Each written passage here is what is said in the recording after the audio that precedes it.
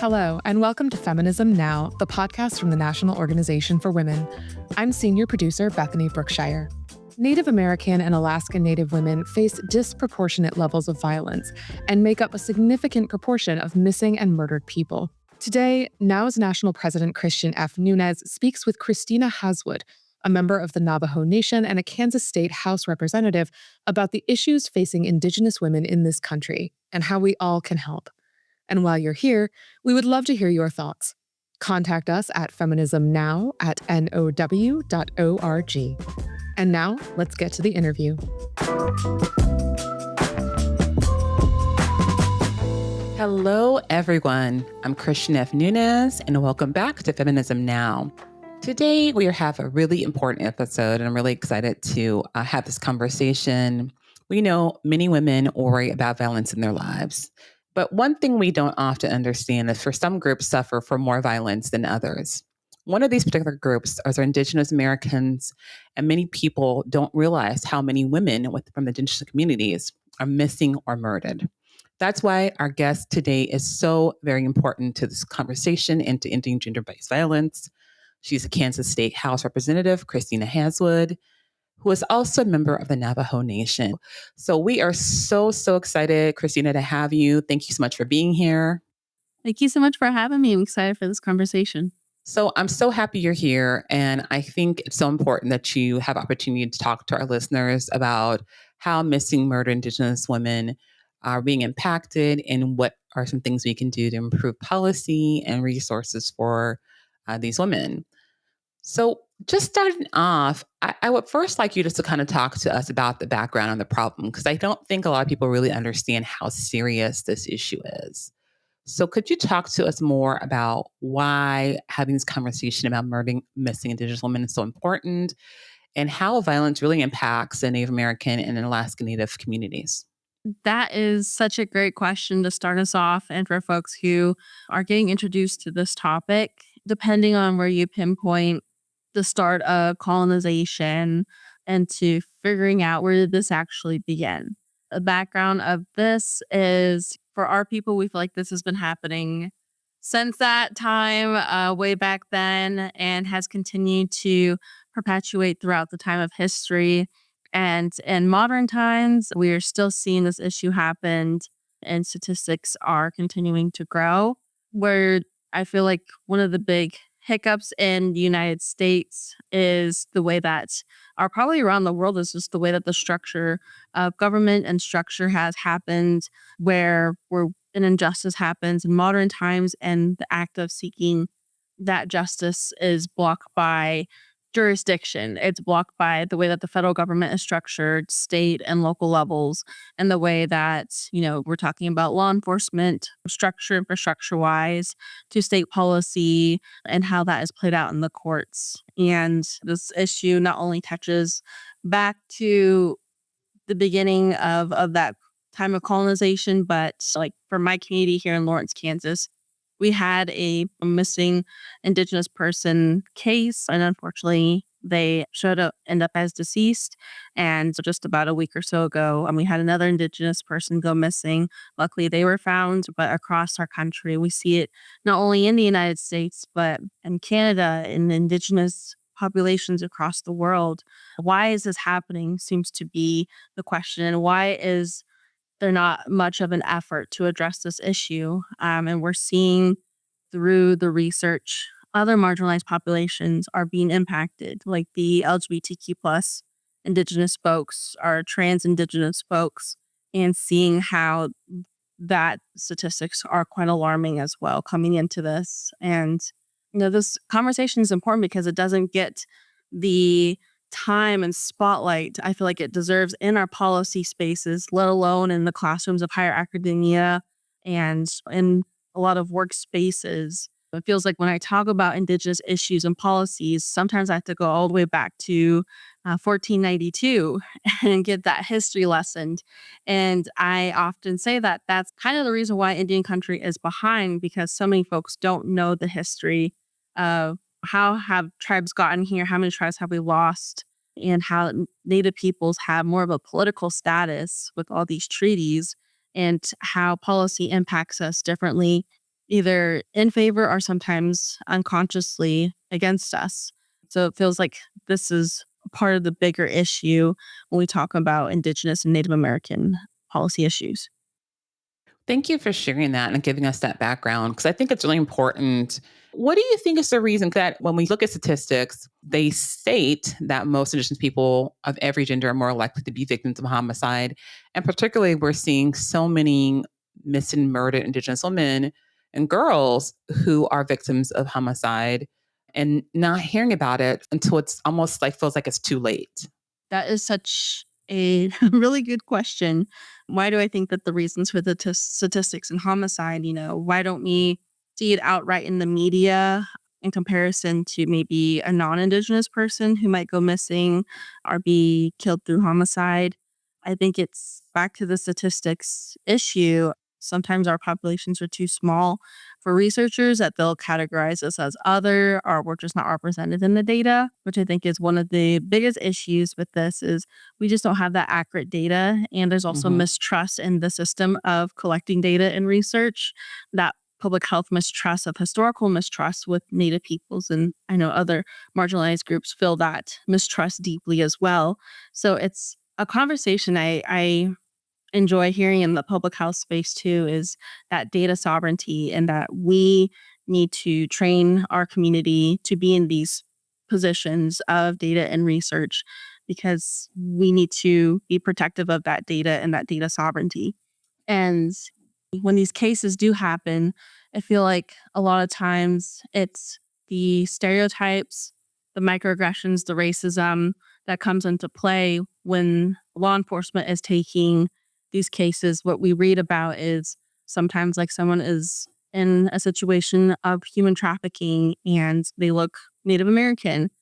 Sometimes we hear stories and accounts from law enforcement that, oh, they ran away because they wanted to, or they don't understand the situation fully and perpetuate those stereotypes of why someone is in this situation. But also taking in consideration to like the media as well is this newsworthy? Is this person fitting the cookie cutter perfect victim for the news story?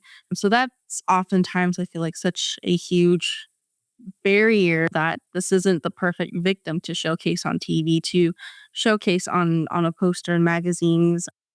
Here when we had our most recent case in Lawrence, the local police department put out a statement and the words weren't probably used the best way, that it painted this person as, not favorable in the public light. And I Mhm. really felt like that hindered their case when they were still in the missing status, that people were like, oh, I guess that they deserved, or they ran away from the situation.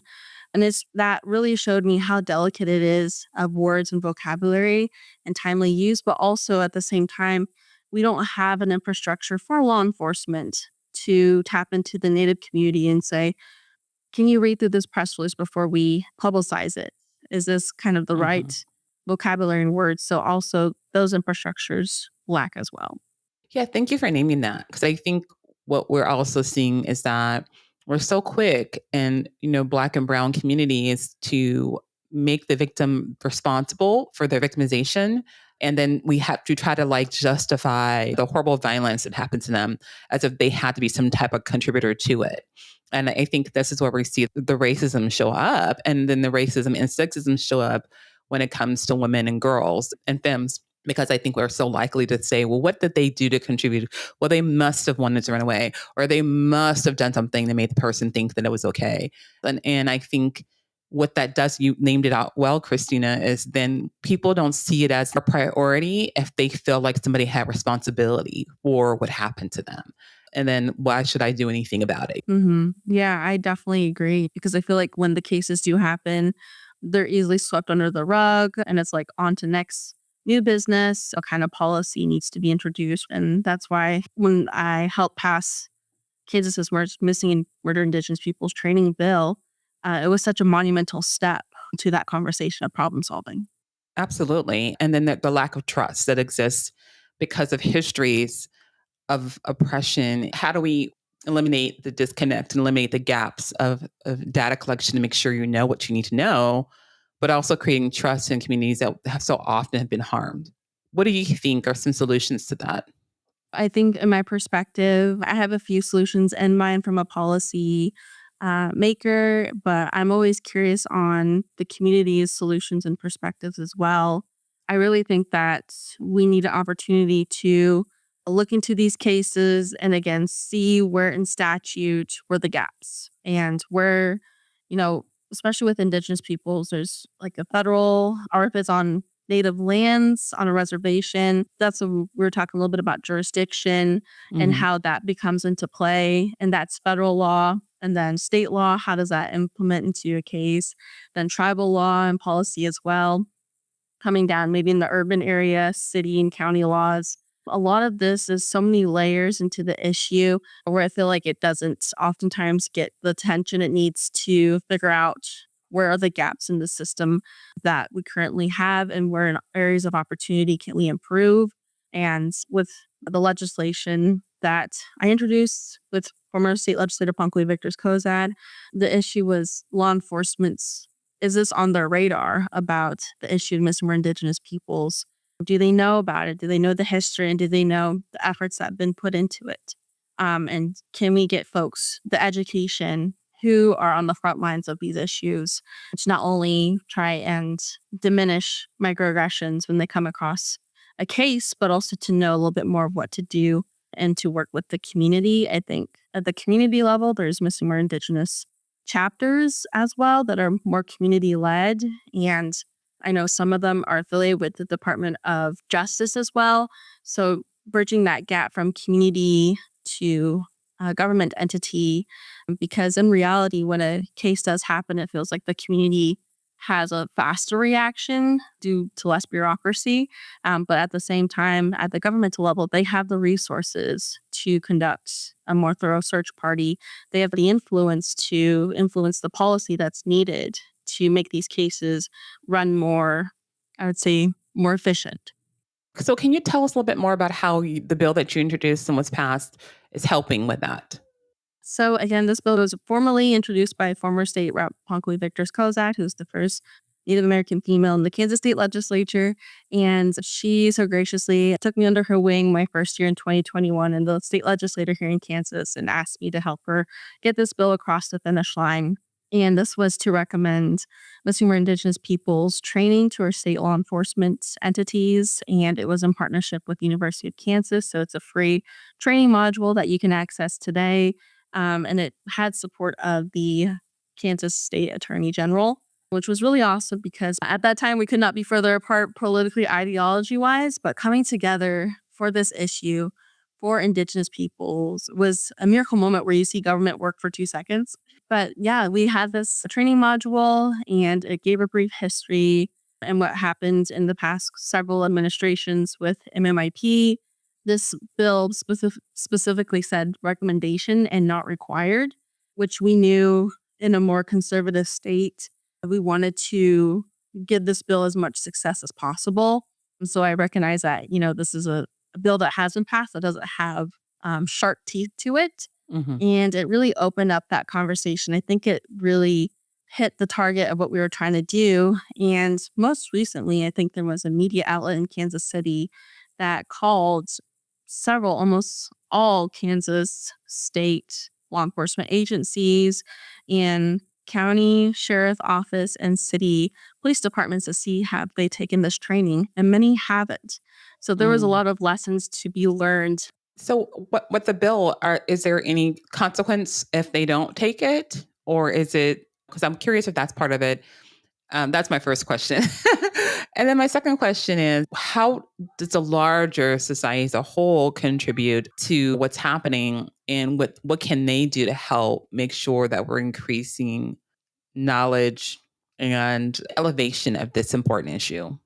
So the bill didn't have any consequences. It's a really short bill. If you go into the 2021 Kansas legislative session, online, you can read the bill in its language. And this year, I believe, I introduced legislation to attempt to have a reporting requirement because that was something, another lesson learned is that we didn't have a reporting requirement to the bill.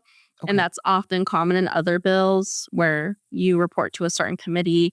And I thought it would be fitting to report it to the House and Senate Federal and State Affairs Committee. And then this year, I introduced legislation to encourage the creation of a task force for Black and Brown and Indigenous women, because not only are statistics high, but Black and Brown folks as well, their statistics are high for missing and murdered as well. And that was in partnership with one of my local city commissioner officers.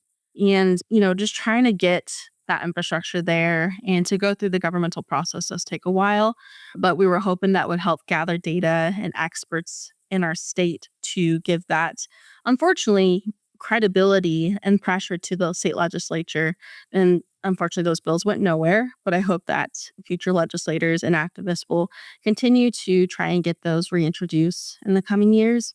And as a larger society, how can they contribute and encourage how to take action with this? I think just keeping in the loop with Indigenous public health entities and epidemiology centers, Indigenous led research, and, a lot of our Indigenous leaders and politicians try to do something similar in their states with missing or Indigenous peoples and Indigenous policy. And there's also a Native American Legislative Caucus that they oftentimes pass resolutions towards these important issues, and just seeing it in different states and identifying who's doing this work is really helpful, and supporting nonprofits and groups who are also trying to advocate as well at that level for change. Stay in the loop with them, sign up for their newsletters and their social media, but also getting involved with your local Indigenous center or just knowing where they are and how you can help, and just continue to be a learner and to, volunteer when it's time, because I know when these cases do come to your community, unfortunately, it's all hands on deck, from searching for this missing person to cooking a hot meal for folks who are able to do that. There's always that community role in these cases. And I think the more that you can prepare and create that infrastructure in your community, the better. And I know that's something we continue to talk about. Most recently, I saw some of my friends, when unfortunately we had a case, they called themselves the group of aunties. And it seems like Okay. that's what, the auntie group always is such a pillar in the community. So having those groups and just doing the best you can for your community. Thank you so much for that. And I think you gave some great ideas of how people can be helpful and supportive in multiple different ways. We need to take a quick break for our action now, and then we'll come back and we'll have a little bit more conversation with Christina Haswood. It's approaching the end of 2024, and that means it's time for year-end giving. Our organization depends heavily on the contributions of our members and supporters. And this year, we've got more reasons to give than usual because we got more reasons to fight than usual. We at the National Organization for Women, Inc. and Foundation are doing a fundraising drive to help educate and empower feminists to support and enshrine reproductive rights in this country. We will not give up our rights without a fight. So for your action now, you can head to now.org to give to our 2024 campaign. We thank you in advance for your support. And now back to our interview. We are back and we're talking about the importance of increasing our activism and our awareness and education around missing and murdering Indigenous peoples. And I can't help but ask the question, how do we pull some of this responsibility off the actual impacted community and put it on the larger society as a whole? Because I think, Christina, a lot of times when oppression is happening, a lot of times we look for the community being oppressed to solve the problem. And yes, we need to be the experts in telling you what we need, but we shouldn't also be the ones having to solve the problems, right? So what do you think others can do to help with this? Definitely, first of all, do the research and to be continue learners of this issue, and to subscribe and follow Native American Indigenous activists and leaders that they see, and to just stay in the loop in that way. I also think that in their own spaces, think about how your work can intersect with Indigenous folks, Native American folks, and For example, recently had some folks who were concerned of foster care and childcare. And I was like, oh, I have a bill that would address Kansas to create a Indian Child Welfare Act. So I feel like there's always an intersection that can be crossed with whatever issue that you might personally have a profession in. If you're an entity or a nonprofit or a political organization, and just seeing, have you made a connection with your tribal nations in your Mm. state? Creating that tribal relation, that's tribal sovereignty. Tribes are of sovereign status and oftentimes parallel with the United States government. But like I said previously, state policy can interfere with tribal and federal relationship, local, city, and so on, so forth, school board. So making sure that you have a good relationship with the tribe and see what you can do to help out and, attend those events to create a respectable relationship with your tribal nations. If you live in an urban area like I do, find urban indigenous spaces. With November being Native American Heritage Month, did your organization or did your group do anything to learn more about Native peoples, down to reading books and listening to podcasts like this one, and just trying to stay in the loop? Because I feel like a lot of folks, when you talk about these issues, they oftentimes think of Native Americans in the past. Mhm. And I cringe a little bit when you see on social media, it's like, have you met a modern Native American? And they're like, no. And it's like New York City or something. I'm like, oh no. Like, people don't know natives are still here today. And it's frustrating because, like, when we're trying to solve these issues, it's like, okay, we're starting from that. We're Right. way back here. So, yeah, I think just the more that you can do, the better. And if you're a non-native, we always say be a good relative or be a good ally. And like other marginalized spaces, read the room sometimes, but also like use your Mhm. privileges where you can, especially, something as contentious as law enforcement and people of color. That's usually a tough history. But if you are in the law enforcement space or judicial space and interested in this issue, that is such a powerful relationship that historically has its bumps in the roads. But once you could establish that relationship and move forward together, I think that would be super powerful, impacting. I love what you said about forming a relationship with your tribes, because I think this is the area a lot of nonprofits and civil societies can work better at doing. Is when we're talking and trying to do this work, even our organization can do better at forming relationships with tribes, right? Wow, it's so many questions I have. This season is Women Uplifting Women.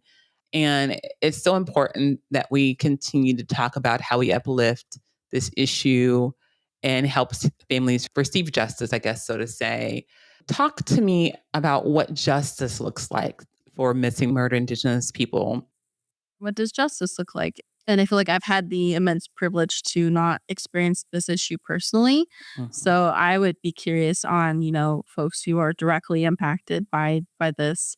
What would justice look like for them? And in my capacity as a lawmaker, justice would look like having that data and having that representation, having a system in our infrastructure of government to not only prevent these from happening, but for these cases to feel like they are holding it with dignity when you're going Mm. through the process of someone who goes missing or someone who is murdered, that we hold that value, but also with Indigenous infrastructure of these cases, almost decolonizing a bit and doing the justice work in our own way, in our own cultural.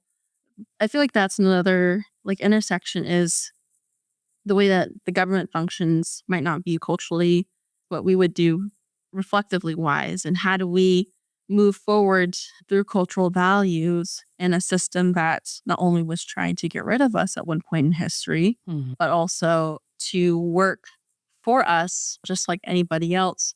But seeing the data in the statistics, it's not. So I think the ultimate goal for a lot of these issues is to not have it happen, but unfortunately, these things do happen. And how do we, have the most up respect for families and for those who are involved, loved ones are involved? How do we, move forward in that honor of creating a better system and a more just world.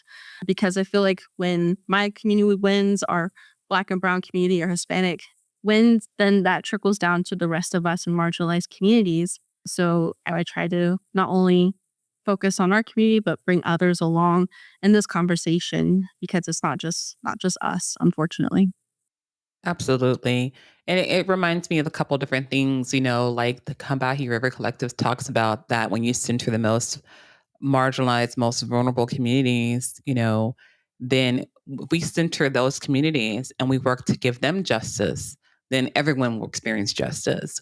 And it also reminds me of one of my favorite quotes by one of my favorite poet, activist, feminist, Audre Lorde, when she talks about, I am not free if my sister is unfree, even if her shekels are very different from my own.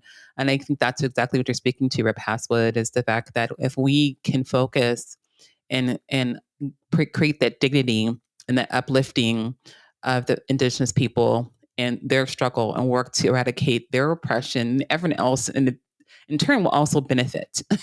And so that's our marching orders, listeners, is that we have to get out of our silos. Again, you will hear me say this probably throughout every season of this show, but we have to get out of our silos and we have to go into these communities, uplifting those communities as experts in their experiences. Christina Haswood, thank you so much for coming and sharing the work that you've been doing to create policy and legislation in Kansas. And can you share with us how people can get a hold of you if they want to help or contribute or get any resources? Thank you so much for having me. And you can follow me. I'm on Facebook, Instagram, X, Twitter, Blue Sky, TikTok at Haswood for KS, HASWOODFORKS. Or you can email me, Christina at haswoodforkansas.com. Thank you again, Rep. Christina Haswood. And let's make sure we are forming those relationships so that we can end this oppression and fight for justice. Thank you so much for joining us on the podcast this week as we talk about supporting women in Indigenous communities. If you liked it, we'd love it if you liked and subscribed to the show. You can also send us your thoughts and questions at feminismnow@now.org. Head to now.org to read up on Now's core issues and our approach to advancing women's equality. Together, we can make a difference. I'm Bethany Brookshire. Thanks for listening, and we'll see you soon.